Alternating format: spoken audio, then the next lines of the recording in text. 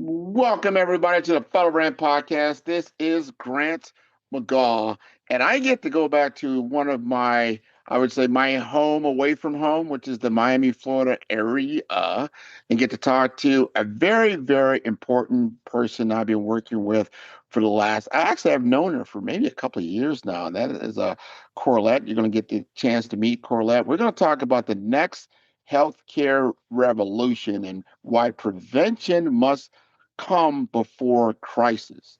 And this is very important. Now, Corlette, she is a healthcare innovator. She's an entrepreneur. She's a senior advocate and an internationally recognized trainer with more than 30 years of experience in healthcare, in business, in leadership. And she is the co founder and CEO of a fantastic company. And I got to let you guys know about this company because it's called Remember to Care. Remember to Care, or RM2.ai. She is the leading movement behind this very proactive, preventive focused healthcare through the use of health intelligence and artificial intelligence. So she's bringing those two things together.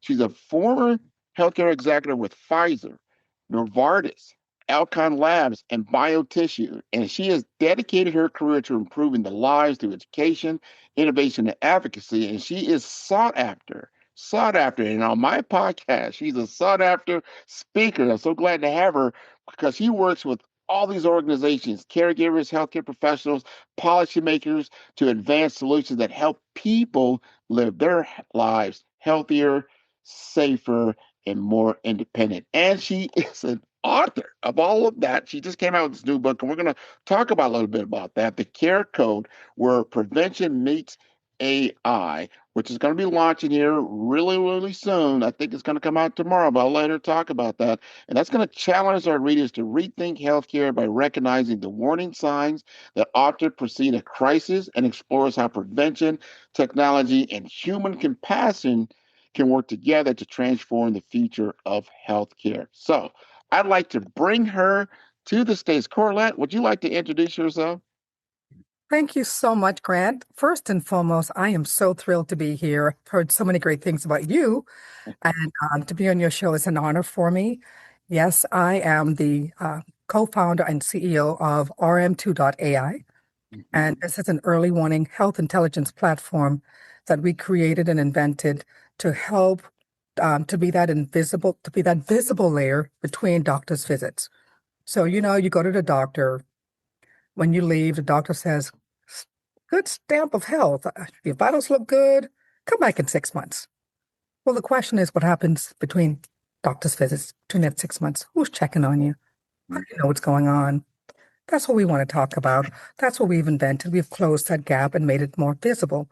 So we'll know what's going on between visits. And this all comes on the heels of my experiences, not only in pharmaceutical sales, but also my life experiences with my parents and loved ones that I've been had the honor of helping through various crises and situations. So it is my inspiration. My experiences are my inspiration. We got to get a little bit of your origin story before I start putting you through the lightning rounds of questions. And that is, and we had a little bit of, we had a little chit chat before we jumped on, meaning she's from the Bahamas. And we talked about the Bahamas. You got to tell us a little bit of your origin story and what you kind of got you into even thinking about healthcare in the first place.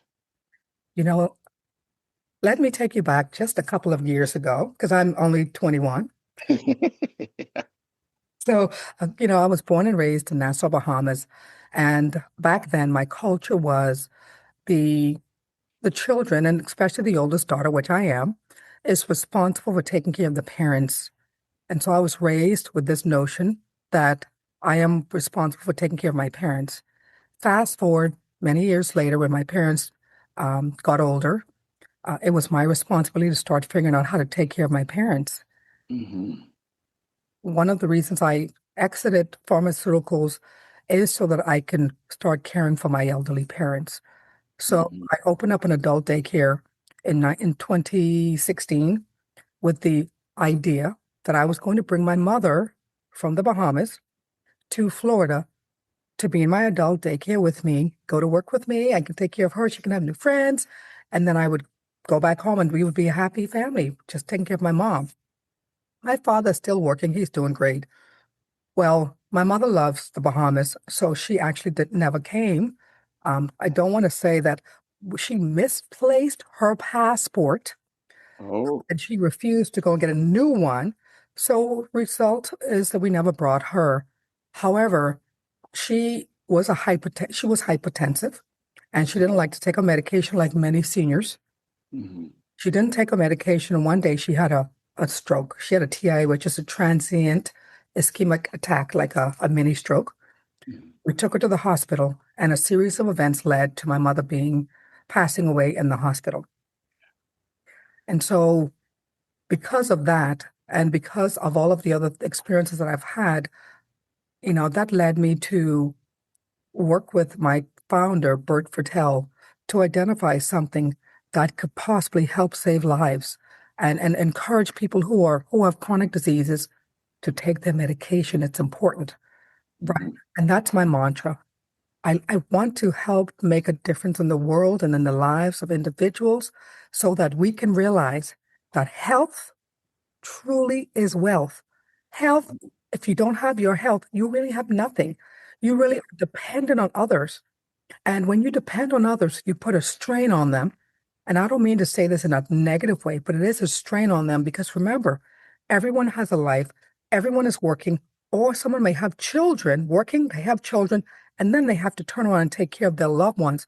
Because yes, we do love you and we do want to care for you, but help us along the way by taking Yeah. care of yourself. If you take care of yourself, it will help us be able to take care of each other. It's Hmm. a crisis that requires someone to care for you. Okay. That is beautiful. And that is a great, what, your passion falls through as to why you've created this type of platform.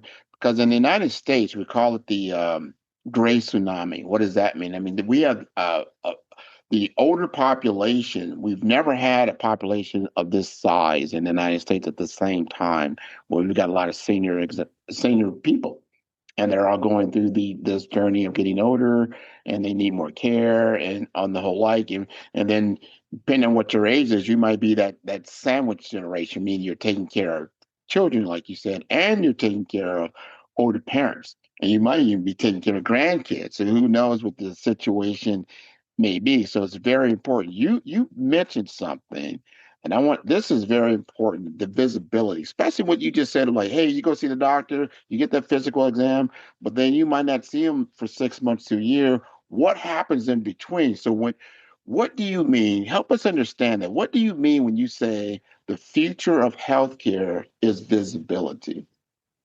You know, we have an invisible gap. Nobody ever really thought about it before. We have an invisible gap. That invisible gap is what happens between doctor's visits. Have you ever had a friend of yours or someone that you know, you hear, oh my God, this person had a massive heart attack. And you're like, what? They Mhm. look great. The reason why that happens is because they may look great on the outside, but no one knows what's going on the inside. Mm. Monitoring what's going on the inside, that means who is constantly checking their vitals? Well, if no one is checking their vitals in between doctor's visits, a lot could happen. So what we've created is our early warning health intelligence platform. It's our technology that allows us to identify and monitor individuals' vitals between doctor's visits in real time. So essentially, we are constantly, we have integrated with a number of different devices. You can go and buy a device off the shelf right now, but it Yeah. doesn't have our technology in it and it doesn't do what we do. We have identified and we have checked, researched, and tested three wearables that we're currently using to Mhm. integrate our technology. When you integrate the technology, every 30 minutes, your blood pressure, temperature, heart rate, and oxygen is being pulled and put into our server. When we put it into our server, well, now what? We are now able to track the trends, the trends for your vitals to identify if there's any irregularities.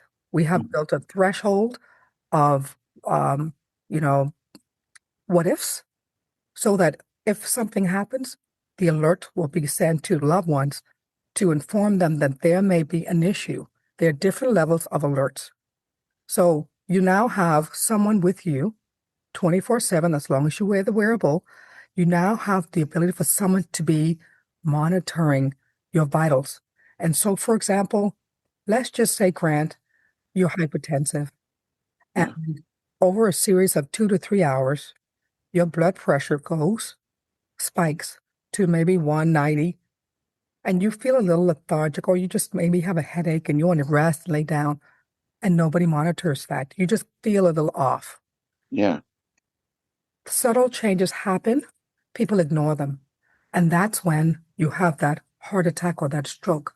Because Hmm. because subtle changes happen. Heart attacks and strokes don't happen in your doctor's office. Yeah. They happen when you're out there in the real world, living a real life. And so as you're living that real life, subtle changes are happening that you may ignore, or you may just feel a little off and you just ignore it. You just say, I just need some rest. Hmm. And consequently, something may happen. You may have, that heart attack or stroke or something that is a crisis. So now we have built this so that we can now have that visible layer. The Hmm. future of health is visibility. It's seeing what's happening in between your doctor's visits. And Oh, when yeah. you go to the doctor and you show your doctor all of the blood pressure that has been pulled or your heart rate, the doctor can see easily, clearly what's been happening. And that's where we say a picture is worth 1,000 words, because you can show a picture of what's been going on with you, right? Yeah, and we need that visibility. I often talk, especially with one of my partners, about the fact that we in our vehicles, our cars, right, that you constantly get a measurement, a monitoring of the car's health. You're Mm. looking at the dashboard as you're driving, right? It's telling you the oil pressure, it's telling you the temperature, it's telling you that it's fine. And then if it's not, it's going to give you the yellow light, caution, or a red light, I love right? it. Yes. Right? But we're not doing it for ourselves. Am I on the right track? You sure are. And that is a perfect analogy. That's exactly what we're doing. We are now doing the checkup and making sure that you don't overheat, making sure that the car, like you said, is running. And if you're running out of oil, you're going to get that oil light coming up saying you need oil. Yeah. That's exactly what we have built. We have built that mechanism so that if you are running out of oil, or if your temperature's high, or if you're running out of oxygen's dropping, those things, you will get a red light, you'll get a green light, you'll get a yellow light. Hey, you got a yellow light, you better check this out. You got a red light saying you need to go to the hospital right now. Yeah. This is Yeah. not what you get. That's where the visibility comes. Listen, we are more important than our cars. Yeah. You think? Our cars. We're now doing it for humans because we are trying to save lives. We don't diagnose, by the way. We Mhm. merely pull information and share that information with the family members and the doctors so they can make the decisions. We don't decide, we don't diagnose. We Right. Monitoring. I got it. I got it. You're getting that visibility and then you can understand it. Now, you also mentioned, I think this is important. You talked about aging parents. You're in that situation, your parents are aging, you're trying to get them close so you can monitor them, right? So they can be closer to you, you can see what's going on. And sometimes, it's at a distance. You can't be that now. That's one of the reasons why I moved from Miami, Florida to the Midwest. I wanted to be closer to my parents at a point where they weren't really, I can say, in a healthcare crisis, but I wanted to be close enough. So if anything did occur, I'm there and then I can still operate my world no matter where I may need to be.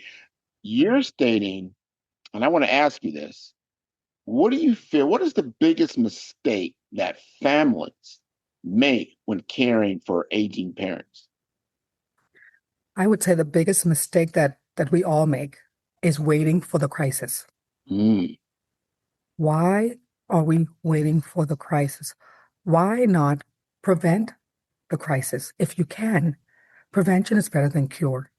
So if you think about it, wouldn't you want to know if a train is coming towards you, if you see the train, would you stay there or would you get out the way? You're going to get out the way. mm, So the mistake is just waiting and thinking it's not going to happen to you, it's not going to happen to your parents. Well, in order for that not to happen, then we have to take action. We have to do things to prevent certain things from happening. So Mhm. let's switch from being reactive and waiting Yeah, for the fall, waiting for the heart attack, waiting for the stroke, waiting for the medication. You know, why are we waiting? Let's be proactive. Let's now identify a simple, easy way to prevent certain things and to have that visibility. So when we see something that is irregular, we can do something about it. That's where the prevention comes in. Prevention occurs when you have visibility of what is coming, what could potentially be coming, so you can stop it. That's visibility. And you need uh, our platform for that visibility to see the trends that indicate, wait a second, mom's heart rate dropped to 53. Something is going on. 53, yeah, good, yes. good. What you're saying right there, especially when you know the statistics, especially in African Americans, people just of color that right now think 1 out of 2 have hypertension or high blood pressure. 1 out of 2. That's that right there. And you talk about stroke, heart disease, or sudden heart attack, all these things. A lot of it stems from high blood pressure, right? So if Absolutely you're not monitoring that pressure, you're not really seeing where that's at, or you don't know if you don't know your numbers. As a lot of people say, you don't know your numbers.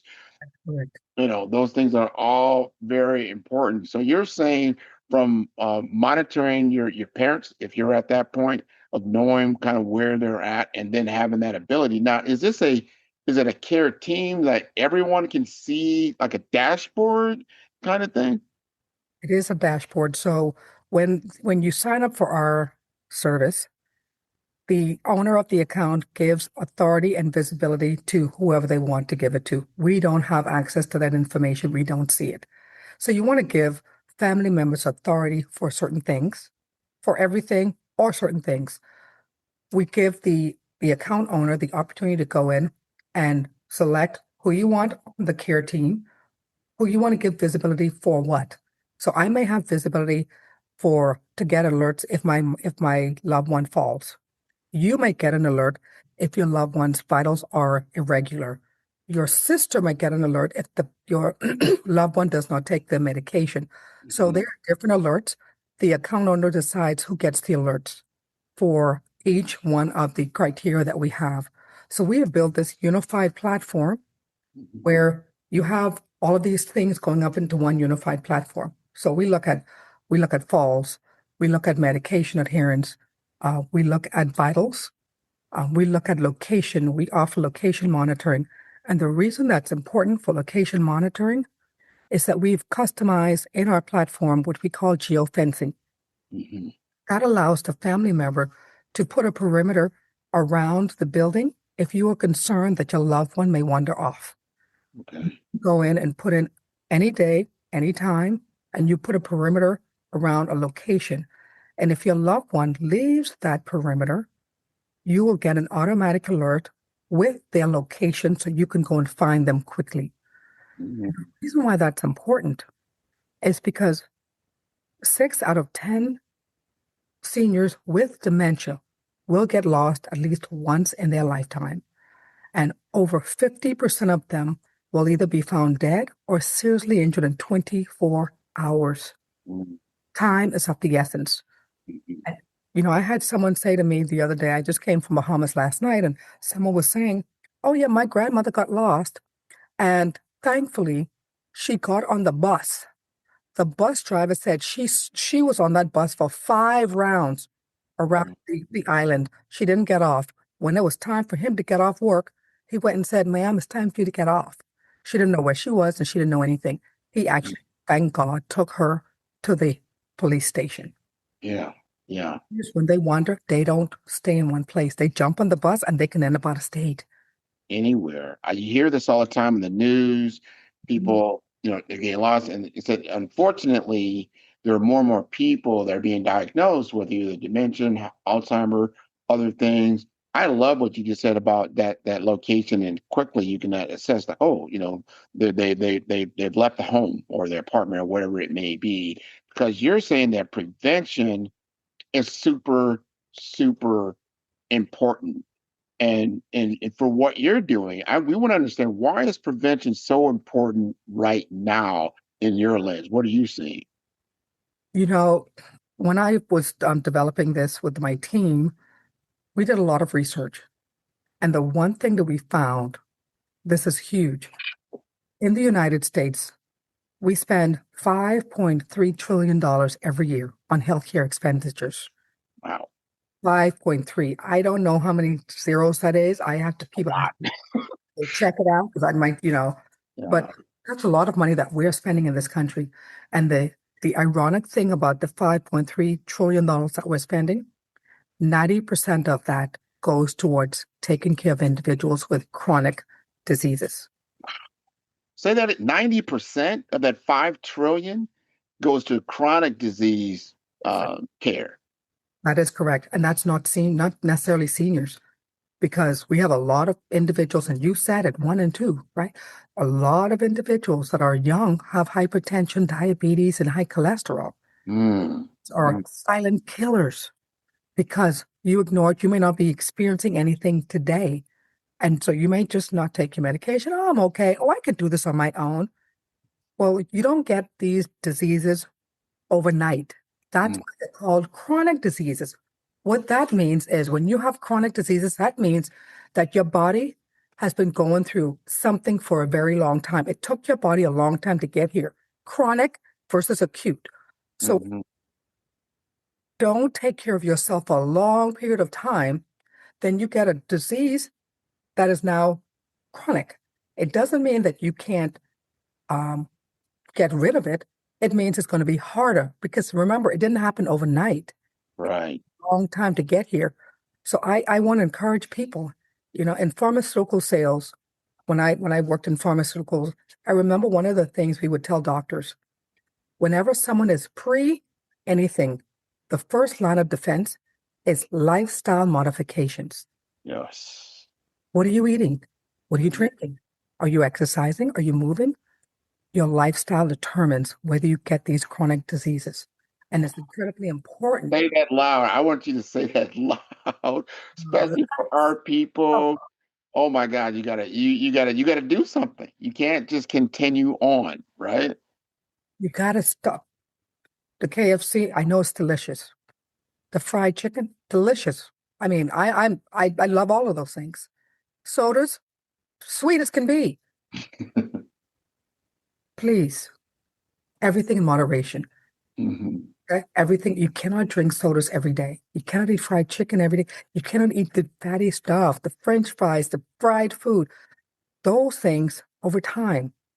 You think about the fat that you're eating in your body. How Yeah. is your body is screaming, please help me. This is just too much. Yeah. So when that happens, something is gonna have to give. Something's gotta give. Your body's like, I'm tired. I can't fight anymore. Let me just let it go. Right? Yeah. So Yeah. Just life, like that with a car or a vehicle like that, it'll break down. It's basically what it comes down to. It's going to break. Something's got to give if you keep, doing those of bad behavior. So prevention, I feel, is super important. I'm glad everybody is hearing this. Now, here's another thing, because you're talking about a technology platform, right? And some people are very nervous about artificial intelligence, right? We need to understand, help us understand, why should they embrace it in healthcare? I can go to my friend Chat or Gemini, and I can ask a question, and before I can blink, they've already answered all the questions, and it's pretty accurate. So artificial intelligence has a place in the world. It now makes things easier for you in certain aspects. But artificial intelligence will never be able to look at you and say, Mom, you don't look well today. Mom, how are you feeling today? Mom, let's go for a walk. Mom, give me a hug. That human touch, Hmm. the stick side of it, artificial intelligence is not able to do that. It is a machine. Right. We are not machines, right? Right. Human. We are human beings. So artificial intelligence has a place. It's not going to replace us because a machine standing next to you can give you a hug and console you when you are crying or when you need Mhm. a human touch. So think about that now. What I will say is that as a result of all of the innovation, the way we do things is going to have to change. But that's okay. Change is not always bad. If you embrace the change, you will and move with the change and be a part of the change, then it'll make it easier for you. And always identify how you can shift with the change. If you don't, then that's when you become terrified, like, oh my goodness, I'm going to be, I'm going to lose my job. Well, identify a way for you to incorporate new skills. All of this is to help us move from point A to point B, from point B to point C. We have to move along the paradigm shift so that we get better and better. Look, when computers came years ago, we had cell phones. Remember those big old cell phones? Oh, the giant ones, yeah. Right? Now I'm sure the phone companies didn't like it either because they were thinking they're going to get rid of the rotary phones, right? Yeah, The exactly. landline. But look at where we are now. We have cell phones that can go with you anywhere and do anything that you want. Yes, we have cell phones, but look, the evolution of cell phones has actually enhanced, improved, and made us more efficient. So Sure. look forward and embrace the changes because we don't have a choice. It's here and it's moving along very quickly. 100%, and just knowing how we're all trying to figure out where does it play in our lives.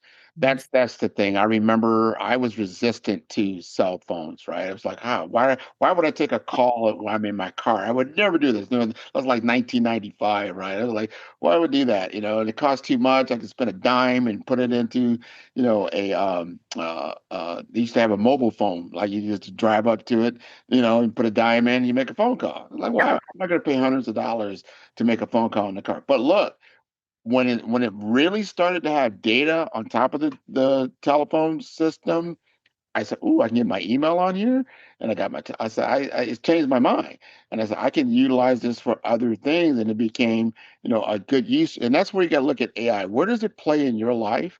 Right now, maybe it's not going to make that much of a difference, depending on what you're doing with it. But over time, you say, "Wow, I can text easier. I can make imagery easier. I can communicate better. I can do things faster than I ever could before." And I can scale. And you're like, oh, wow, okay, I see where this is. And then you start to see it. It's not a replacement, it's an enhancement. That's how we have to look at it. It's an enhancement. Now, you've been doing some great things in enhancing what you're doing. You just got nominated for an AI health intelligence, I think it's Senior Monitoring Platform of the Year in 2026, right? Is that right? Yes, we were. Absolutely. It's, That corresponding with your book. You got a book coming out. Tell us more about what's going on with you. you know, we started this journey about 3 years ago, and we're just out there trying to make a difference in the world. And when we received the call that someone nominated us for this, I was, wow. So I want to say thank you to whoever nominated RM2 for this award. We truly appreciate it. I have no idea who nominated us, but we were nominated. The results are going to come out in July. So Mm, we're hoping that we yeah, get this significant honor. And we just want to continue to do what we're doing. We're trying to make a difference. We're trying to reduce the healthcare expenditure that goes towards chronic diseases.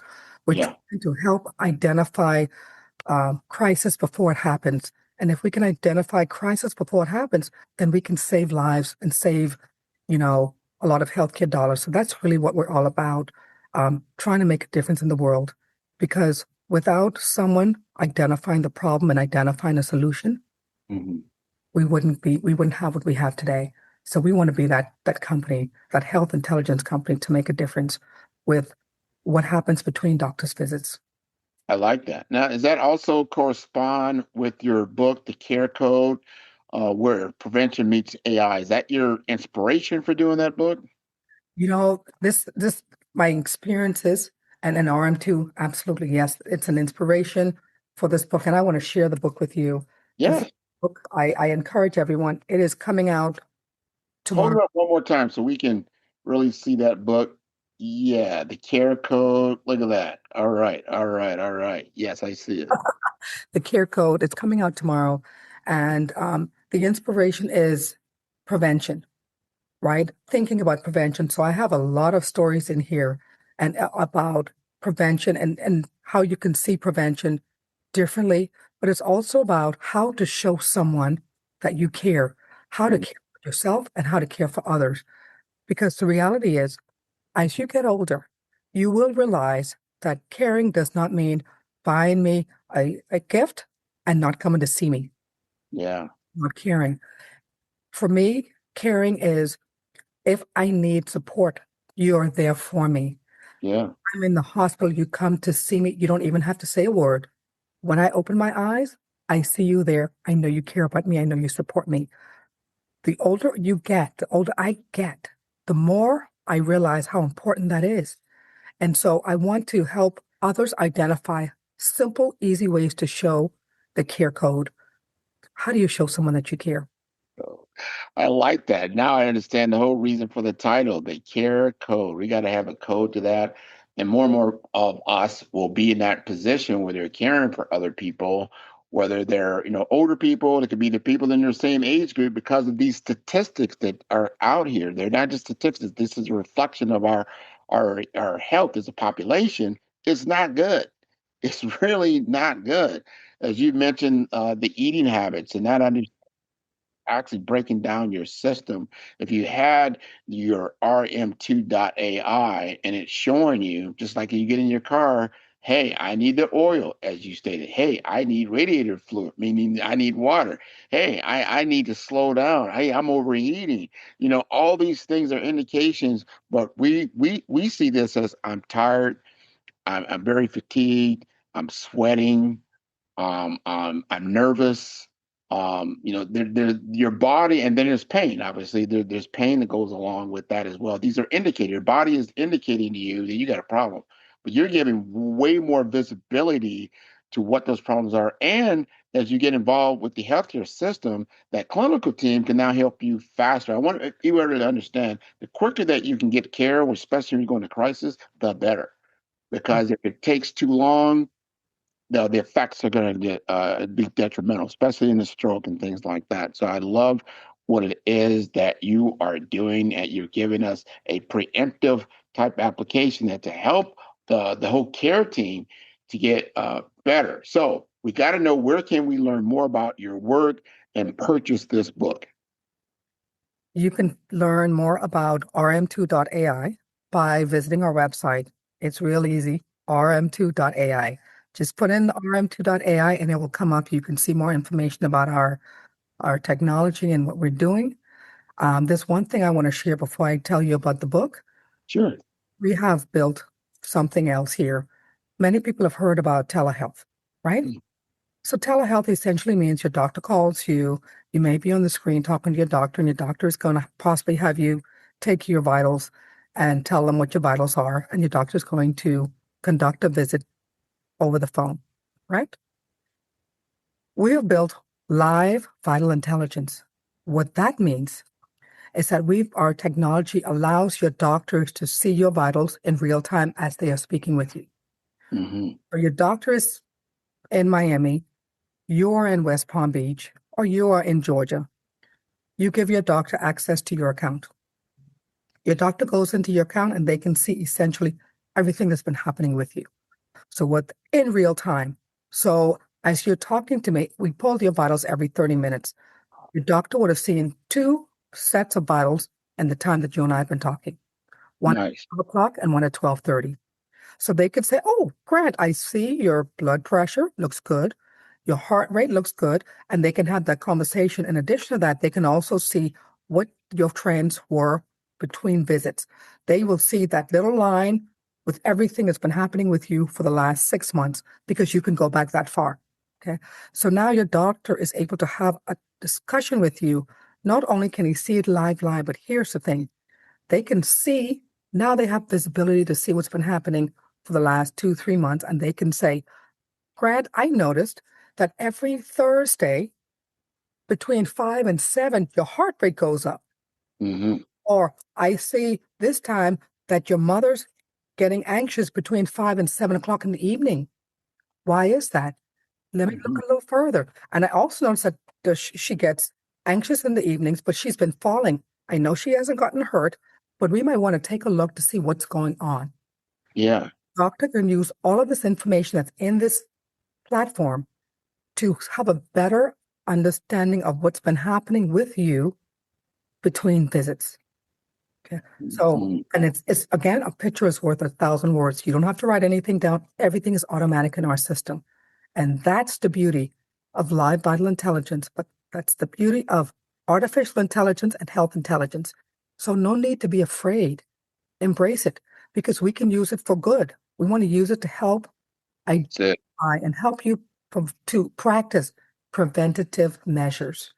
And that Quick question, Corlette. How is it a watch? Is it on your phone? Is it how do you collect this information? very good question. We actually we did a study in the Bahamas, and the purpose of the study was to identify if this technology would work in reducing hospital visits and hospitalization. Yes, yes, we can. Yes. With that, we tested using the Android smartwatch. Hmm. We opted to go with two or three other devices, and I will share with you. This is Yeah. one of those devices. Yeah. So this is a simple, easy one that we like to say for the seniors because, the watches are very complicated for the seniors. So this is one. It has a green and a red button, and it's very simple. It's also a phone. So if you have to call your mom because you got an alert that maybe her blood pressure is very high, you call the phone and she answers. Everybody knows simple green and red. Yeah. We also have another device that is a watch. It's just a regular watch that we have. It's a smartwatch, and we've integrated our technology into that as well. The other one that we have is this ring. Okay. This ring, we are testing and this ring right now for the accuracy and to determine if this ring can be brought into our portfolio. So all of the devices that we use, that we integrate our technology into, we have to test it before we bring it out Sure. because we have a scientific team that will tell us this is ready to go or this is not ready to go. Okay. So integrating with wearable devices. We can't use a necklace because the necklace can't pull your vitals. You can't Mhm. get your blood pressure from your necklace. You can't get it from, right? You have to, this ring has to be on your left arm, Uh, your left hand, actually. So, put on the right. It's a lot of mechanics that go into the rationale for one device over another. And so mhm. we give our clients options on the device that they would like so that we just ask one simple thing. We'll do everything else, but can you just wear it? Wear it, and then we'll take it from there. And One other quick question. Can this be paid for by insurance, Medicare, Medicaid? Will they reimburse, or is that something that you talk to your patients about as well? a very good question. Right now, it is not reimbursable through Medicare or Medicaid. We are working on that for the future. Um, the wearable device is at this point we are giving the wearable device at no cost. Mm, The cost and the fee that comes into play is the monitoring fee that for on a monthly basis. So if we're monitoring every 30 minutes, 24/7, we just charge for a monitoring fee on a monthly basis for the device and for our platform, there's no cost for the device. nice, nice. All right, right. So just in case you lose it, but hopefully you won't. Hopefully you won't. Device, you're going to have to pay for replacement, but you know, we hope that they don't. No, that's the thing, you think about certain individuals. But if it's a ring, I like how you said a watch, something that's easily found as well, depending on where it's at. I love the placement. This has been wonderful. I just had this one question. It's not really a question. If you were to leave us with just one message that you hope every listener takes away today, what would that be? Well, my mantra in life is simply about love. Hmm. Love, love, love. Love makes you feel good. People Yeah. who love don't hurt other people. And First thing is the care code is about showing love, showing other people, showing others that you care. First and foremost, I'm going to say June 5th, purchase the care code where prevention meets AI. It's available on Amazon starting tomorrow, June 5th, 2026. And please remember, it doesn't hurt to love. It feels great to show love. Show love to everyone that you meet. And for your family members, integrate preventive measures, integrate those in your daily life so that those that you love can live a long, healthy life. Oh, Corlette, I can't wait to meet you down in the Bahamas. Hopefully in the Bahamas instead of Miami, right? Got to Okay. go to the Bahamas. She's telling me when you go to the Bahamas, like Grant, you don't need to go to Atlantis. You don't need to do that. Come with me. I'm going to show you what Nassau is really, really about. I love that because when you go to the islands with somebody that's from there, they can show you exactly what's going on, right? That's fantastic. That is correct. You can come and visit anytime. That's my hometown. I love it and I love my people.